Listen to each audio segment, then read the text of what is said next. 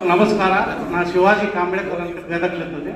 ನನಗಿದು joint pain ಇತ್ತು. ಇದು ಹಿಂಗೆ ಕಾಲು ಚಳಕಂದು ಇದು ಆದಾಗ ಜೀವ ಹೋದವ್ರ ಗತೆ ಆಗ್ತಿತ್ತು.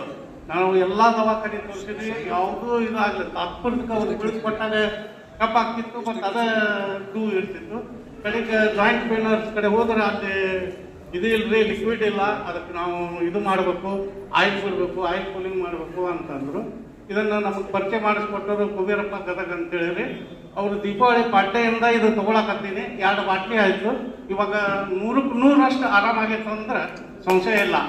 ಹಾಗೆ ಇದೇ ರೀತಿ ನಮ್ಮ ಹೆಣ್ಮಕ್ಳಿಗೆ ಜಾಯಿಂಟ್ ಪೇನ್ ಭಾಳ ಇದ್ವು ರೀ. ಎಲ್ಲ ದವಾಖಾನೆ ಮುಗಿದ್ವು.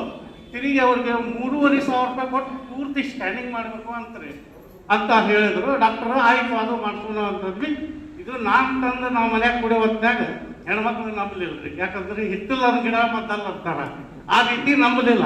ಆದರೂ ನಾವು 1 ವಾರ ತಗೊಂಡಿದ್ದ ಅವ್ರಿಗೆ ಹೇಳಿದೆ, ನಾನೇನು ಸ್ಕ್ಯಾನಿಂಗ್ ಮಾಡ್ಸೋಕ್ಕಿಲ್ಲ ಅನ್ನಂಗಿಲ್ಲ, ಆದ್ರೆ ಇದೊಂದು 4 ದಿವ್ಸ ತಗೋ, ನನ್ನ ಕಾಲು ನೋವು ಕಮ್ಮಿ ಆಗೈತೆ ಅಂದ್ರೆ ನಿಂದ ಆಗುತ್ತೆ ಅಂತ ಅಂದ್ರಿ.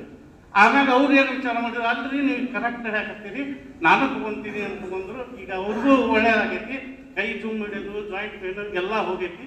ಈಗ 1 ತಿಂಗಳದಿಂದ ನಮ್ಮ ಮಗಳು ಡೆಲಿವರಿ ಆಗೈತಿ. ಆ ಮಗುಗೂ ಸುಧಾ ಇದ್ರಲ್ಲೇ ಏರ್ಯಾಕತ್ತೀವಿ ನಾವು.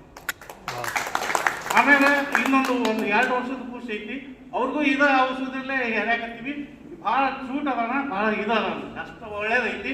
ಇದು ನಮ್ಮ ಜಗತ್ತಿಗೆ ಪರಿಚಯ ಮಾಡಿಸ್ಕೊಟ್ಟಂಥ ಗುರುಲಿಂಗಕ್ಕೆ ಭಗವಂತ ಹೇಳ್ತಾನ, ಕಾಲಕ್ಕೆ ನಾನು ಒಂದು ಅವತಾರ ಎತ್ತಿ ಬರ್ತೀನಿ ಅಂತ ಕೇಳಿದ್ವಿ ನಾವು ಕಥೆ ಒಳಗೆ. ಆಗ ಅವತಾರನ ನಮ್ಮ ಗುರುಲಿಂಗ ಸರ್ ಅನ್ನೋಕೆ ಯಾವುದೇ ಸಂದೇಹ ಇಲ್ಲ.